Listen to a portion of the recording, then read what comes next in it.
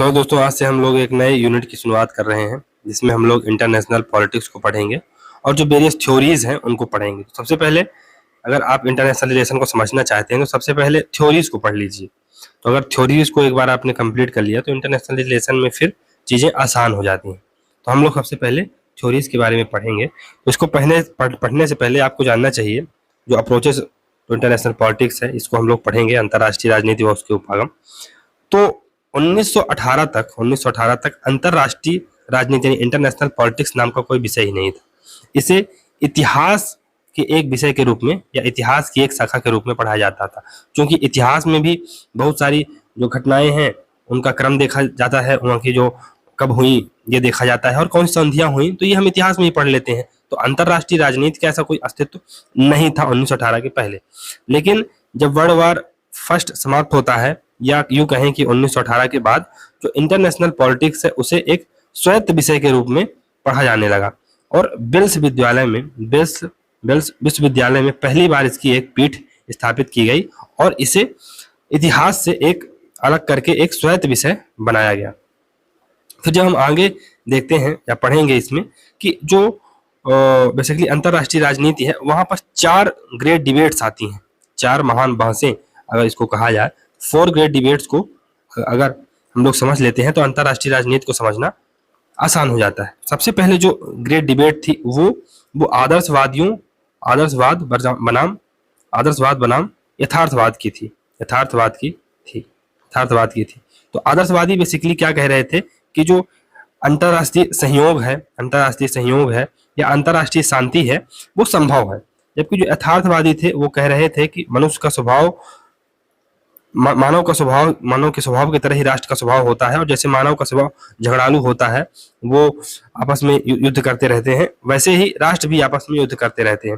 तो शांति संभव नहीं है अगर कुछ स्पेसिफिक जो प्रिकॉशन है ना लिए जाए। तो हम देखेंगे कि यथार्थवाद या रियलिज्म कौन सी प्रिकॉशन की बात करता है।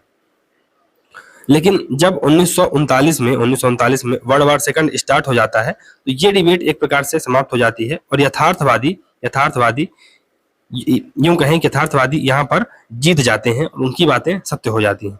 जो दूसरी ग्रेट डिबेट है ये परंपरावाद बनाम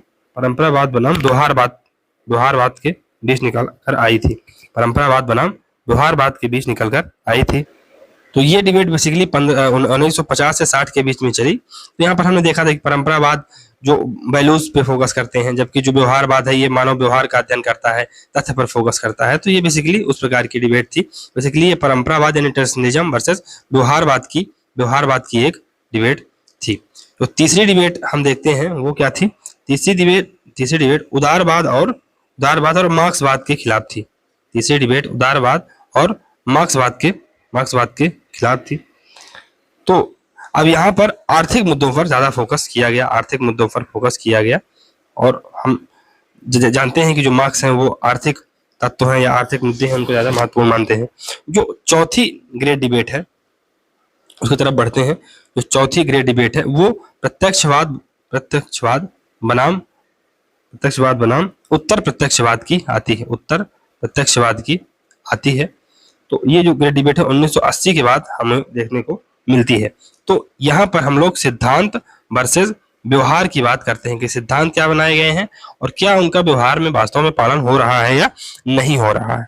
तो फिर यहीं से इंटरनेशनल जो पॉलिटिक्स है वहां पर बहुत सारे अन्य जो पोस्ट पॉजिटिविज्म या उत्तर प्रत्यक्षवाद से बहुत सारी अन्य विचारधाराएं निकल कर आती हैं, जैसे कि नारीवाद हो गया, हरित राजनीति हो गई, उत्तर संरचनावाद हो गया, उत्तर आधुनिकतावाद हो गया, रचनावाद हो गया। तो ये सब है। चलिए थोड़ा सा इसको पढ़ते हैं। इसमें तो स्वायत्त विषय या अकादमिक अनुशासन के रूप में अंतरराष्ट्रीय राजनीति का प्रथम विश्वयुद्ध यानी 1914 से 1918 के बाद ये उभार में आता है। इसके पीछे मुख्य प्रेरणा स्रोत स्थायी शांति स्थापित करने के तरीकों की खोज थी। तो मेन उद्देश्य क्या था इंटरनेशनल पॉलिटिक्स को इस्टेब्लिश करने का कि किस प्रकार से शांति इस्टेब्लिश की जाए। वैसे हमें पैरामीटर या ऐसे तत्व ढूंढने हैं जहां से हम शांति इस्टेब्लिश कर सके। अंतरराष्ट्रीय राजनीति का एक स्वायत्त विषय के रूप में आरंभ 1919 में वेल्स विश्वविद्यालय जो कि यूएसए में है में हुआ था। इस विश्वविद्यालय के अंतर्गत राजनीति विभाग, इंटरनेशनल पॉलिटिक्स डिपार्टमेंट के प्रथम आचार्य अल्फ्रेड जिरमन थे जो इतिहासकार थे। वास्तविक रूप में अंतर्राष्ट्रीय राजनीति के सिद्धांतों का विकास अर्थात सैद्धांतिकरण द्वितीय विश्व युद्ध बाद यानी वर्ल्ड वॉर सेकंड के बाद देखा जा सकता है। अनुशासन का केंद्रीय विषय राज्यों के संबंधों का अध्ययन करना है। तो जो मेन जो केंद्रीय विषय है, मेन सेंट्रल पॉइंट है इंटरनेशनल पॉलिटिक्स का, वहां पर राज्यों के बीच जो संबंध है उनका अध्ययन किया जाता है। राज्यों के संबंधों को मुख्यतः पारंपरिक रूप से सामरिक, सैनिक व कूटनीतिक या राजनयिक दृष्टि से समझा जाता है। हालांकि समय के साथ अनुशासन विषय की प्रकृति और अध्ययन के मुख्य केंद्रीय विषय में बदलाव आया है। विषय की प्रकृति के संदर्भ में 4 महान बातें देखने को मिलती हैं। तो अंतर्राष्ट्रीय राजनीति में अध्ययन को लेकर अंतर्राष्ट्रीय राजनीति में अध्ययन को लेकर मुख्य रूप से 4 विवाद या 4 बहसें उभर कर सामने आती हैं। इसे ग्रेट डिबेट्स कहा जाता है, महान बहसें कहा जाता है। पहली जो ग्रेट डिबेट है वो उदार अंतर्राष्ट्रीयवाद या आदर्शवाद बनाम यथार्थवाद के खिलाफ थी, यानी लिबरल इंटरनेशनलिज्म वर्सेस रिलीजम के बीच थी। तो पहली बहस उदार अंतर्राष्ट्रीयवाद और यथार्थवाद के मध्य 1930 से 1950 के दशक में हुई। उदार अंतर्राष्ट्रवादियों ने शांति और सहयोग पर बल दिया, वहीं यथार्थवादियों ने शक्ति की राजनीति यानी पावर पॉलिटिक्स पर बल दिया। तो यथार्थवादी शक्ति को ज्यादा महत्वपूर्ण मानते थे, जबकि जो उदारवादी हैं ये शांति और सहयोग को ज्यादा महत्वपूर्ण मानते हैं। तो ये बेसिकली यथार्थवादी हैं, ये हॉब्सियन विचारधारा के हैं। जो हॉब्स को ने जो स्टेट ऑफ नेचर की कल्पना की है, ये उस प्रकार से बात करते हैं या उस प्रकार के मानव स्वभाव के हैं जो यथार्थवादी हैं। जबकि जो उदारवादी हैं ये लॉकियन प्रवृत्ति से ओतप्रोत हैं, जो सहयोग और शांति पर बल देते हैं। 1950 के दशक तक यथार्थवादियों ने विषय पर प्रभुत्व कायम कर लिया था। फिर परंपरावाद बनाम व्यवहारवाद, ट्रेडिशनलिज्म वर्सेस बिहेवियरलिज्म। दूसरी महान बहस 1960 के दशक में परंपरावादियों और व्यवहारवादियों के मध्य हुई। इसका मुख्य उद्देश्य था, क्या अंतर्राष्ट्रीय संबंधों के कानून विकसित करना संभव है? क्या हम अंतर्राष्ट्रीय कानूनों को या इंटरनेशनल लॉज को स्टैब्लिश कर सकते हैं? इस बात का विश्लेषण करना था। यथार्थवाद तथा उदारवाद बनाम मार्क्सवाद। तो अब यथार्थवाद और उदारवाद आपस में मार्क्सवाद के खिलाफ लड़ाई लड़ते हैं। तीसरी महान बहस 1970 से 80 के दशक में हुई, जिसे अंतर प्रतिमान या इंटर पैराडाइम डिबेट के रूप में देखा जा सकता है। यह बहस यथार्थवाद, उदारवाद तथा मार्क्सवादियों के मध्य हुई। तो ये रियलिस्ट और लिबरल्स एक साइड थे और मार्क्सिस्ट दूसरे साइड थे। एक तरफ उदारवादी यथार्थवादी थे, दूसरी तरफ मार्क्सवादी थे, जिन्होंने आर्थिक संदर्भ में अंतर्राष्ट्रीय संबंधों की व्याख्या की है। तो हमने देखा था कि जो मार्क्सिस्ट हैं वो आर्थिक तत्वों को ज्यादा महत्वपूर्ण या ज्यादा प्राथमिक मानते हैं। फिर इसमें प्रत्यक्षवाद बनाम उत्तर प्रत्यक्षवाद यानी पॉजिटिविज्म वर्सेस पोस्ट पॉजिटिविज्म। चौथी महान बहस प्रत्यक्षवादियों और उत्तर प्रत्यक्षवादियों के मध्य हुई 1980 के अंत में। सिद्धांतों व वास्तविकताओं को लेकर हुई। इसने अंतर्राष्ट्रीय संबंधों के भीतर सामाजिक रचनावाद, आलोचनात्मक सिद्धांत, उत्तर संरचनावाद, नारीवाद व हरित क्रांति यानी ग्रीन पॉलिटिक्स जैसे नए दृष्टिकोणों के बढ़ते प्रभाव को प्रतिबिंबित किया। अब प्रत्यक्षवाद और उत्तर प्रत्यक्षवाद को एक बार देखते हैं। तो प्रत्यक्षवाद को प्रकृतिवाद या तर्कवाद, नेचुरलिज्म या रैशनलिज्म भी कहा जाता है। तो हमने जब प्रत्यक्षवाद को पढ़ा तो उसमें देखा था ये प्रत्यक्षवादी हैं, ये उन्हीं चीजों को सत्य मानते हैं जिन चीजों को हम देख सकते हैं। तो ये प्राकृतिक या तर्कवाद पर आधारित है प्रत्यक्षवाद।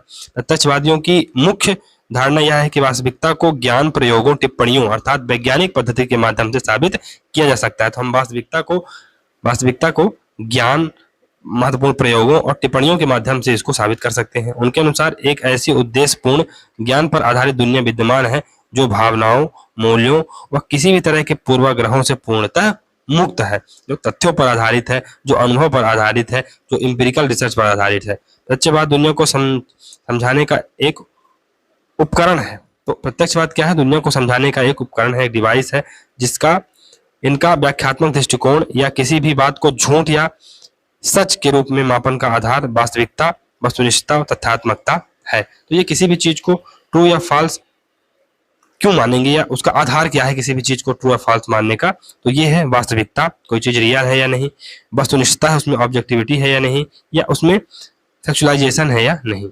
इसका मानना है कि अंतर्राष्ट्रीय राजनीति के पर्यवेक्षण का एक तरीका विश्वासों, विचारों और मान्यताओं से मुक्त वस्तुनिष्ठ वास्तविकता है, कि वास्तव में अंतर्राष्ट्रीय राजनीति में क्या है, कैसे है, क्यों है, इसका हम अध्ययन करें, ना कि जो बहुत सारे विश्वास हैं, बहुत सारे विचार हैं या बहुत सारी मान्यताएं हैं उनका अध्ययन करें। 1980 के दशक के बाद उत्तर प्रत्यक्षवादियों ने प्रत्यक्षवाद को चुनौती दी। उत्तर प्रत्यक्षवाद में मुख्यतः रचनावाद, आलोचनात्मक सिद्धांत, उत्तर संरचनावाद, नारीवादी सिद्धांत व हरित राजनीति शामिल है। तो यह दृष्टिकोण आलोचनात्मक और चिंतनशील दृष्टिकोण से संबंधित है, जो न केवल व्याख्यात्मक है बल्कि यह एक संवैधानिक उद्देश्य को प्रस्तुत करते हैं। इनके द्वारा सिद्धांतों में छुपी हुई धारणाओं पर अधिक बल दिया जाता है। जो सिद्धांत उनमें क्या धारणाएं छुपी हैं उन पर आप बल दो। इसका अर्थ है कि निष्पक्ष विद्वत्ता हमेशा अप्राप्य आदर्श होती है। अगर आप निष्पक्ष रूप से किसी चीज पर कमेंट कर रहे हैं तो वो एक ऐसे अप्राप्य आदर्श है या जिसे हम प्राप्त नहीं कर सकते ऐसा आदर्श है। उत्तर आधुनिकतावादी विचारकों के अनुसार वस्तुनिष्ठ सत्य की खोज को छोड़ देना चाहिए, क्योंकि सभी ज्ञान आंशिक व सापेक्ष हैं। तो हमने जब उत्तर आधुनिकतावाद की विचारधारा को पढ़ा था उसमें देखा था कि ये जो मेटा नैरेटिव्स हैं या जो सार्वभौमिक सत्य हैं उनका ये आलोचना करता है और हर चीज को आंशिक व सापेक्ष मानता है। अब अंतर्राष्ट्रीय राजनीति के अध्ययन के मॉडल कौन कौन से हैं उसको देख लेते हैं। तो अगर हम अंतर्राष्ट्रीय राजनीति को, इंटरनेशनल पॉलिटिक्स को पढ़ना चाहते हैं तो हमें दो मॉडल पता होने चाहिए। पहला तो जिसे हम लोग बिलियर्ड बॉल मॉडल कहते हैं, जिसमें जो बिलियर्ड बॉर्ड का एक खेल होता है बेसिकली, जहां पर हम लोग जो कैरम बोर्ड की तरह एक खेल होता है और एक हम लोग जो खड़े होकर खेलते हैं बेसिकली, उसमें बहुत सारी सेल्स रहती हैं और हम एक डंडे से उसमें निशाना लगाते हैं और वो स्पेसिफिक उसमें जो होल होता है उसमें उसको डालना रहता है। तो वो एक प्रकार का खेल है। ये बिलियर्ड बॉर्ड मॉडल की तरह है। पहला मॉडल इंटरनेशनल पॉलिटिक्स का बिलियर्ड बॉर्ड मॉडल है, जहां पर बहुत सारे ये राष्ट्र हैं और ये आपस में हार्ड सेल की तरह हैं। इनका आपस में कोई इंटरेक्शन नहीं होता है। ये हार्ड सेल की तरह होते हैं और हर जो राष्ट्र है, प्रत्येक राष्ट्र इस स्थिति में संप्रभु होता है, अपनी स्वेच्छा से निर्णय ले सकता है और एक राष्ट्र का दूसरे राष्ट्र पर कोई बहुत ज्यादा प्रभाव नहीं होता है। और यहाँ पर जो मेन एक्टर होते हैं वहाँ राज्य मेन एक्टर होता है। और ये विचारधारा यथार्थवादी जो थिंकर हैं वो बिलियर्ड बॉल मॉडल को सपोर्ट करते हैं। यथार्थवादी या नव यथार्थवादी इसको सपोर्ट करते हैं। फिर एक और मॉडल है कॉब बिब मॉडल। तो उनका मानना है कि जो आज की डेट में इतनी ज्यादा कॉम्प्लेक्स इंटरडिपेंडेंसी आ गई है, इतनी ज्यादा आत्मनिर्भरता आ गई है, मतलब इंटरडिपेंडेंस आ गया है, अन्योन्याश्रितता आ गई है, इंटरडिपेंडेंस हो गई है कि एक कॉब वेब मॉडल बन चुका है जहां पर हर राष्ट्र दूसरे राष्ट्र से जुड़ा हुआ है और उसमें आपस में कॉपरेशन हो रहा है। तो अब इसमें जो देखा जाए कॉब वेब मॉडल में, तो भारत और चीन है, जैसे चीन और भारत है, तो भले ही इनका बॉर्डर पर इशू है लेकिन फिर भी ये आर्थिक रूप से कॉपरेशन कर रहे हैं। तो भले ही कितने इश्यूज हैं लेकिन जो कंट्रीज हैं आपस में सहयोग कर रही हैं एक दूसरे से। जिस प्रकार से मकड़ी का जाला आपस में गुथा होता है उस प्रकार से कंट्रीज हैं आपस में गुथे हुए हैं। तो भले चीन और अमेरिका एक दूसरे के आमने सामने हैं लेकिन फिर भी वो किसी न किसी क्षेत्र में सहयोग कर रहे हैं। तो ये है कॉब वेब मॉडल, जहां पर ऐसा माना जाता है कि प्रत्येक कंट्री एक दूसरे से इतनी ज्यादा जुड़ी हुई है, इतनी ज्यादा इंटरकनेक्टेड है कि एक दूसरी कंट्रियों के मध्य युद्ध होना संभव नहीं है। तो चीन भले ही उसी का दुश्मन है लेकिन क्या प्रत्यक्ष युद्ध हो रहा है? नहीं हो रहा है। क्यों? क्योंकि जो इतनी ज्यादा आपस में इंटरडिपेंडेंसी है दोनों देशों की कि युद्ध संभव ही नहीं है। चलिए इसको पढ़ते हैं। तो अंतरराष्ट्रीय राजनीति में राज्यों के अध्ययन के विश्लेषण व उनके संबंध को समझने के लिए दो मॉडल प्रमुख हैं। पहला बिलियर्ड बॉल मॉडल। तो अंतरराष्ट्रीय राजनीति में राज्य केंद्रित यह दृष्टिकोण 1950 और उसके बाद के संबंधों पर हावी था। यह यथार्थवादी सिद्धांत से जुड़ा है। इसके अनुसार राज्य संप्रभु व स्वतंत्र स्वायत्त इकाई होते हैं जो बाहरी दबाव के द्वारा एक दूसरे को प्रभावित करते हैं। अंतरराष्ट्रीय व्यवस्था में संप्रभु राज्यों को एक टेबल पर घूमते हुए बिलियर्ड बॉल के समूह के रूप में देखा जा सकता है, जिनको शक्ति या अस्तित्व की चिंता है, जिनको सुरक्षित रखने के लिए उनके मध्य सैन्य व सुरक्षा मामलों के संदर्भ में टकराव जारी है। आपस में हमने देखा जो बिलियर्ड बॉल आपने अगर कभी खेलते हुए देखा हो तो सेल आपस में टकराती रहती हैं। अतः अंतरराष्ट्रीय राजनीति युद्ध व शांति के मुद्दों के इर्द गिर्द केंद्रित होती है। संभवतः इसमें परस्पर क्रिया के प्रमुख साधन कूटनीति व सैन्य कार्रवाई है। तो यहाँ पर डिप्लोमेसी और जो मिलिट्री एक्शन है वो महत्वपूर्ण साधन है अगर शांति या अन्य चीजें स्टैब्लिश करनी है तो। दो प्रमुख निहितार्थ निम्न है। संप्रभुता बिलियर्ड मॉडल का प्रमुख कठोर खोल है जो अंदर बाहर का विभाजन करती है। संप्रभुता एक कठोर खोल है जो अंदर और बाहर को परिभाषित करती है। संप्रभुता यानी कि एक राष्ट्र, एक राज्य इंटरनली भी सॉवरेन है, कोई इंस्टीट्यूशन उससे बड़ा नहीं है, और एक्सटर्नली भी सॉवरेन है, वो स्वतंत्र है कौन सा निर्णय ले, जो अपनी सीमा के अंदर व्यवस्था बनाए रखना और उसके विनिमय से संबंधित है, तो अंतरराष्ट्रीय राज्य में अन्य राज्यों के साथ संबंधों के संचालन से संबंधित, अर्थात सीमाएं महत्वपूर्ण होती हैं। नेक्स्ट, अंतरराष्ट्रीय व्यवस्था में संघर्ष व संयोग मुख्य रूप से शक्ति के वितरण से निर्धारित होते हैं। अंतरराष्ट्रीय राजनीति में अनिवार्यता युद्ध व संघर्ष की राजनीति को सीमित किया जा सकता है, लेकिन पूर्णतः समाप्त नहीं किया जा सकता है। तो पावर पॉलिटिक्स या politics as struggle of power या युद्ध को आप सीमित कर सकते हैं, लेकिन उन्हें समाप्त नहीं कर सकते हैं। कब किसी राष्ट्र का मूड भनक गया और कुछ भी कर दे, इसे शक्ति राजनीति का मॉडल भी कहा जाता है, पावर पॉलिटिक्स का मॉडल भी कहा जाता है, बिलियर्ड बॉल मॉडल को। कॉब मॉडल, तो यह अंतरराष्ट्रीय राजनीति में राज्यों के व्यवहार समझने व इसके विश्लेषण का मॉडल है, जो मुख्य रूप से आर्थिक संबंधों से संबंधित है, जो वैश्वीकरण के कारण मुख्य रूप से उभरा। इस मॉडल का मानना है कि आर्थिक विकास व समृद्धि को बढ़ावा देने, ग्लोबल वार्मिंग से निपटने, सामूहिक हथियारों के प्रसार को रोकने व महामारियों से निपटने जैसे कार्यों का निस्तारण राज्य द्वारा अकेले करना संभव है। तो ये ऐसे ग्लोबल मुद्दे हैं कि एक राष्ट्र या एक राज्य स्वयं से इसको डील करने से रहा, इसलिए कॉपरेशन तो जरूरी ही है। अतः विश्व राजनीति में राज्य आपस में एक दूसरे से जुड़े हैं तथा इन्हें इसी रूप में समझा जा सकता है। तो जैसे कि कोहेन व नाई ने कहा है कि राज्यों के संबंधों में वैश्वीकरण व विभिन्न नवीन चुनौतियों ने विश्व राजनीति में जटिल अन्योन्याश्रिता यानी कॉम्प्लेक्स इंटरडिपेंडेंस की स्थिति उत्पन्न कर दी है, जिसमें राज्यों को व्यापार व आर्थिक संबंधों जैसी ताकतों द्वारा सहयोग व एकीकरण में खींचा जा सकता है। ये पूरा यूरोपीय यूनियन है, वो एक ही आर्थिक तत्वों के कारण हुआ है, आर्थिक लाभों के कारण हुआ है। अतः अंतरराष्ट्रीय राजनीति को समझने के लिए संपूर्ण विश्व व्यवस्था को जोड़कर समझना होगा, ना कि किसी स्वायत्त या संप्रभु राज्य के माध्यम से। अब कॉब मॉडल हो चुका है, हर राज्य एक दूसरे से जुड़ा हुआ है, क्योंकि अर्थव्यवस्थाएं जुड़ी हुई हैं, तो हर राज्य एक दूसरे से जुड़ा हुआ है। Cobb model of world politics. Goldstein ने अंतरराष्ट्रीय राजनीति में 4 विषय को समाहित किया है। तो पहली श्रेणी में ये राजनय, युद्ध, व्यापार संबंध, गठबंधन, सांस्कृतिक आदान प्रदान व अंतरराष्ट्रीय संगठन को लेते हैं। दूसरी श्रेणी में राष्ट्रों के मध्य संघर्ष तथा संयोग से जुड़े मुद्दे शामिल करते हैं। तीसरी श्रेणी में अंतरराष्ट्रीय सुरक्षा अर्थात युद्ध और शांति के विषयों को रखा जाता है। और चौथी श्रेणी में 1970 के बाद के दशक में अंतरराष्ट्रीय राजनीति में राजनीतिक अर्थव्यवस्था के मुद्दे भी शामिल किए जा रहे हैं। तो दोस्तों, अंतरराष्ट्रीय राजनीति के उपागम देख लेते हैं, अप्रोचेज ऑफ इंटरनेशनल पॉलिटिक्स। तो बर्नन वान डायक, उपागम में चयन मानदंड समाहित होता है, वह मानदंड जिसका प्रयोग विचारणीय समस्याओं या प्रश्नों के चयन या उनसे संबंधित आंकड़ों के चयन के लिए किया जा सकता है।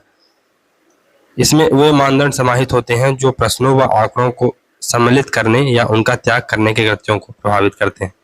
तो इंटरनेशनल जो पॉलिटिक्स है उसके उपागम का प्रथम विभाजन हमने देख रखा है, आदर्शवाद बनाम यथार्थवाद, परंपरावाद बनाम व्यवहारवाद, उदारवाद बनाम मार्क्सवाद, प्रत्यक्षवाद बनाम उत्तर प्रत्यक्षवाद। अन्य विभाजन या द्वितीय विभाजन कैसे हो सकता है? तो परंपरावादी हैं, जिसमें पुरातन परंपरावादी हैं, फिर आदर्शवादी हैं, मार्क्सवादी हैं, नव परंपरावादी या यथार्थवादी हैं, जिन्हें न्यो क्लासिकल या रियलिस्ट कहा जाता है, या नियो रियलिस्ट कहा जाता है, या नियो क्लासिकल कहा जाता है। और व्यवहारवादी हैं, तो एक तरफ परंपरावादी हैं, दूसरी तरफ व्यवहारवादी हैं। दूसरा विभाजन हो सकता है। आगामी प्रश्नों में हमारा अध्ययन विश्लेषण प्रथम विभाजन के आधार पर मानकर किया जाएगा, तो हम आगे चल के जो प्रथम विभाजन है उसी को मानकर पूरा अध्ययन अपना करेंगे। फिर आदर्शवाद बनाम यथार्थवाद। तो आदर्शवाद में महत्वपूर्ण उसके समर्थक हैं आदर्शवाद के कौन कौन से हैं? कांट है, वुडरो विल्सन है, कंडरसेट है, टैगोर है और डेविड हेल्ड है। ये आदर्शवादी इंटरनेशनल जो पॉलिटिक्स है या इंटरनेशनल रिलेशन है वहां पर आदर्शवाद आइडियलिज्म पर ये फोकस करते हैं या आइडियलिस्ट व्यवस्था पर फोकस करते हैं। अब उदारवाद को हम लोग शक्ति अनुसंधान दृष्टिकोण, ये कंडरसेट का है। शक्ति अनुसंधान यानी पावर रिसर्च पर्सपेक्टिव ये किसका है? कंडरसेट का है। और विश्व व्यवस्था दृष्टिकोण ये वर्ड सिस्टम थ्योरी ये किसका है? पास्कल। वर्ड सिस्टम पर्सपेक्टिव ये किसका है? पास्कल, लामी व डेविड हेल्ड का है। फिर यथार्थवादियों में परंपरागत यथार्थवाद या यथार्थवाद जिसे हम लोग क्लासिकल रिलीजम कहते हैं। फिर नव यथार्थवाद है, क्लासिकल रिलीजम। बेसिकली इसमें अगर हम बहुत पुराने तरफ चले जाएं, बहुत पुराने समय में चले जाएं तो थ्यूसाइडाइडस, फिर उसके बाद कौटिल्य, सुंजू, मैकियावेली जैसे थिंकर आ जाएंगे। आधुनिक में चले जाएं तो हाब्स जैसे थिंकर आएंगे, फिर मॉर्गेनथाउ जैसे थिंकर इसमें आ सकते हैं, E.H. कार्ड जैसे थिंकर इसमें आ सकते हैं शास्त्रीय यथार्थवाद में। फिर नव यथार्थवाद या संरचनावाद जिसे कहा जाता है, संरचनात्मक यथार्थवाद यानी स्ट्रक्चरल रिलीजम कहा जाता है, तो इसमें केनेथ वाल्ट महत्वपूर्ण थिंकर उभर कर आते हैं। फिर इसमें जो नव यथार्थवाद है उसका एक अन्य विभाजन हम कर सकते हैं, रक्षात्मक यथार्थवाद यानी डिफेंसिव रिलीजम, और आक्रामक यानी कि ऑफेंसिव रिलीजम। तो ऑफेंसिव रिलीजम में क्या होता है, जो राष्ट्र हैं वो प्रोएक्टिव होते हैं, प्रोएक्टिव रूप से वो एक्शन लेते हैं, और अगर कोई राष्ट्र उनके राष्ट्रीय हित को प्रभावित कर रहा है तो वो उन पर आगे से अटैक कर देते हैं। तो भारत में जो प्रोएक्टिव कार्यवाही की जाती है आतंकवादियों के खिलाफ पाकिस्तान में, वो क्या है? वो ऑफेंसिव रिलीजम का उदाहरण है। अगर डिफेंसिव रिलीजम का है तो इसका मतलब है कि हम सुरक्षा चाह रहे हैं और इसके लिए हम क्या कर रहे हैं? पीस बार्गेनिंग कर रहे हैं। बेसिकली ये डिफेंसिव होते हैं। तो फॉर एग्जांपल जब डिफेंस, हमने कहा था द वॉल ऑफ इंडिया, तो डिफेंस में जो बैटर खेलता है तो वो केवल और केवल अपनी सुरक्षा चाह रहा है, डिफेंस चाह रहा है। जबकि जो आक्रामक यथार्थवादी हैं ये घर में घुस के मारने की बात करते हैं, न्यू इंडिया है, घर में घुस के मारेंगे, ऐसी चीज है। तो इसमें केनेथ वाल्ट आते हैं, जैक स्ट्राइडर आता है और मस्टन दोनों आते हैं इसमें। फिर जो एक और जो इसमें यथार्थवाद में जो एक और विभाजन है उसमें हम रणनीतिक यथार्थवाद जिसे हम थॉमस सेलिंग से जोड़ते हैं, स्ट्रेटेजिकल रिलीजम जिसे हम थॉमस सेलिंग से जोड़ते हैं। फिर नव परंपरावादी यथार्थवाद नियो प्लस क्लासिकल रिलीजम, ये फरीद जकारिया का है। तो ये राज्य केंद्रित यथार्थवाद है। यहाँ पर घरेलू मुद्दों पर फोकस किया जाता है कि घरेलू मुद्दे कैसे इंटरनेशनल पॉलिटिक्स को या एक राष्ट्र की विदेश नीति को प्रभावित करते हैं, उस पर फोकस किया जाता है। तो भारत में जो बंगाल में जो इशू है, बंगाल का इशू है, उससे तीस्ता वाटर समझौता किस प्रकार, या जो भारत गंगा वाटर समझौता नहीं कर पा रहा है, क्यों नहीं कर पा रहा है? भारत में जो तमिल इशू है उसके कारण श्रीलंका से कैसे रिश्ते प्रभावित हो रहे हैं, ये घरेलू मुद्दों पर विदेशी राजनीति का प्रभाव इसमें देखा जाता है। और जो इनकी पुस्तक है फरीद जकारिया की, फ्रॉम वेल्थ टू पावर। फिर स्क्वेलर भी एक इसमें महत्वपूर्ण थिंकर है। तार्किक यथार्थवाद यानी लॉजिकल रिलीजम, इसमें जोजेफ ग्रीचो व करासनर इसमें आते हैं। फिर अधिकतम व न्यूनतम यथार्थवाद ये रॉबर्ट हुकर का है। फिर परंपरावाद बनाम व्यवहारवादी उपागम, तो इसमें परंपरावादी जो थिंकर हैं इसमें हेडले बुल है, और हेडले बुल इंग्लिश स्कूल से संबंधित है। फिर इसमें व्यवहारवादी वैज्ञानिक उपागम आता है, इसमें हम लोग बिहेवियरल साइंटिफिक अप्रोच को देख लेते हैं। तो इसमें सबसे पहला है सिस्टम थ्योरी, ये मार्टिन कॉपलैन का है। तो इंटरनेशनल पॉलिटिक्स में अगर सिस्टम थ्योरी की बात की जाए तो उससे जो थिंकर एसोसिएटेड है वो है मार्टिन कॉपलैन। गेम थ्योरी ये सुबिक व राइगर की है। बार्गेनिंग थ्योरी ये थॉमस सेलिंग की है। फिर डिसीजन मेकिंग थ्योरी ये किसकी है? ये इसको SBS से याद कर सकते हैं, मतलब स्नाइडर, बर्क और शॉपिन। ये एडवन वर्क नहीं है, ये अलग से वर्क है। फिर संचार सिद्धांत, इसे कार्ल ड्यूच से हम रिलेट कर सकते हैं। फिर उदारवाद बनाम मार्क्सवाद में तो एक तरफ लिबरलिस्ट हैं, दूसरी तरफ मार्क्सिस्ट हैं। तो उदारवादियों में फिर गणतंत्र उदारवादी हैं जो रिपब्लिकन लिबरलिज्म की बात करते हैं, रिपब्लिक की बात करते हैं। उसमें कांट और माइकल डोयल की बात आती है। माइकल डोयल को आगे चल के हम देखेंगे, ये डेमोक्रेटिक पीस थ्योरी देते हैं। उनका मानना है बेसिकली कि जो डेमोक्रेसीज हैं वो आपस में युद्ध नहीं करती हैं। फिर उसमें एक और संरचनात्मक उदारवाद स्ट्रक्चरल लिबरलिज्म आता है, जिसमें फंक्शनलिज्म और नियो फंक्शनलिज्म आते हैं। तो फंक्शनलिज्म ये डेविड मित्रानी का है, और नव फंक्शनलिज्म ये अर्नेस्ट हास का है। फंक्शनलिज्म में बेसिकली ये कहा जाता है कि अगर हम किसी एक मुद्दे पर फोकस स्टार्ट कर दिए या एक मुद्दे पर सहयोग स्टार्ट कर दिए, फॉर एग्जांपल आर्थिक मुद्दों पर, तो बहुत सारे जो मुद्दे हैं दो देशों के मध्य वो अपने आप सुलझना स्टार्ट हो जाते हैं। तो ऐसा कहा जाता है कि अगर भारत और पाकिस्तान कुछ ऐसे मुद्दों पर जहां पर दोनों की समझौता हो सकता है उस पर अगर कोऑपरेशन शुरू कर देंगे तो धीरे धीरे उसका स्पिल ओवर इफेक्ट होगा और जो बहुत जटिल मुद्दे हैं उन पर भी समझौता हो सकता है। क्यों? क्योंकि सबसे पहली बात तो ट्रस्ट बिल्ड हो जाएगा, दूसरी तरफ लोग पीस के जो फ्रूट है उसको देख लेंगे कि किस प्रकार अगर दो देश आपस में सहयोग करते हैं तो किस प्रकार से आर्थिक समृद्धि आती है और किस प्रकार से दोनों देश प्रगति करते हैं। तो इसके कारण हम लोग सहयोग कर सकते हैं। तो ये हुआ संस्थात्मक उदारवाद इंस्टीट्यूशनल लिबरलिज्म, जिसमें हमने फंक्शनलिज्म देखा और न्यू फंक्शनलिज्म देखा। तो फंक्शनलिज्म में डेविड मित्रानी है और न्यू फंक्शनलिज्म में अर्नेस्ट हास है। समाजशास्त्री उदारवाद यानी सोशोलॉजिकल लिबरलिज्म, इसमें जॉन बर्टन है। और जटिल आत्मनिर्भरता सिद्धांत यानी complex interdependency theory, complex interdependence theory ये कोहेन व जोसेफ नाई की है। फिर मार्क्सिज्म में लेनिनवाद आता है और निर्भरता सिद्धांत इंडिपेंडेंसी थ्योरी आती है, जिसमें एजी फ्रैंक, समीर अमीर व वालरस्टीन आते हैं। एजी फ्रैंक, समीर अमीर व वालरस्टीन आते हैं। फिर आदर्शवाद बनाम यथार्थवाद, तो बेसिकली आदर्शवाद और यथार्थवाद को देखते हैं। तो आदर्शवाद अंतर्राष्ट्रीय शांति, सहयोग, बंधुता, नैतिकता व युद्ध उन्मूलन पर बल देता है। तो ये बेसिकली लॉक से प्रभावित लोग हैं जो मानव स्वभाव को अच्छा मानते हैं, मानव स्वभाव को सहयोगात्मक मानते हैं और ये मानते हैं कि जो अंतर्राष्ट्रीय शांति है उसको स्टेब्लिश किया जा सकता है, सहयोग हो सकता है दो देशों के मध्य, लोगों के जो देश हैं उनमें बंधुता आ सकती है, नैतिकता आ सकती है और इस प्रकार हम युद्ध का उन्मूलन कर सकते हैं। प्रणेता इसके कंडरसेट हैं, समर्थक जो विचारक हैं कांट हैं, वुड्रो विल्सन है, रविन्द्रनाथ टैगोर हैं, नेहरू हैं, डेविड हेल्ड हैं, बर्टन रसेल हैं, रिचर्ड कॉब्डेन हैं, रिचर्ड फॉक हैं, नॉर्मन एंजल हैं और मार्गरेट मीड हैं। उदाहरण के लिए वुड्रो विल्सन का 14 सूत्री कार्यक्रम, पेरिस शांति सम्मेलन जो कि 1919 में हुआ था और राष्ट्रसंघ की स्थापना जो कि 1920 में हुई थी, ये आदर्शवाद का एक चरम बिंदु था। कैलांग ब्रियान पैक्ट 1929 में हुआ था। नीति के रूप में युद्ध परित्याग, तो क्या हुआ था इस समझौते के माध्यम से जो बहुत सारे राष्ट्र थे, बेसिकली शुरू में तो दो राष्ट्रों ने ये कहा था कि हम लोग अब युद्ध नहीं करेंगे, आपस में किसी प्रकार से युद्ध नहीं करेंगे। आगे चल के इसका पालन बहुत सारे राष्ट्र करते हैं, बहुत सारे यूरोपीय राष्ट्र करते हैं। यथार्थवाद ये शक्ति पर आधारित है, ये विस्तार की बात करता है, ये राष्ट्रीय हित की बात करता है, ये युद्ध पर बल देता है। किसी राष्ट्र का मुख्य लक्ष्य सुरक्षा व उत्तर जीविता यानी सर्वाइवल और सिक्योरिटी किसी भी राज्य का मुख्य तत्व होना चाहिए या होता है। अंतर्राष्ट्रीय व्यवस्था की अराजकता पर इनका केंद्रण है, यानी कि इंटरनेशनल एनार्की की बात करते हैं। शांति के लिए ये शक्ति संतुलन, भय का संतुलन, सुरक्षा दुविधा आदि की युक्तियां देते हैं। तो बैलेंस ऑफ पावर की बात करते हैं, ये बैलेंस ऑफ पावर की बात करते हैं, बैलेंस ऑफ फियर की बात करते हैं, बैलेंस ऑफ फियर की बात करते हैं और सिक्योरिटी डिलेमा की बात करते हैं।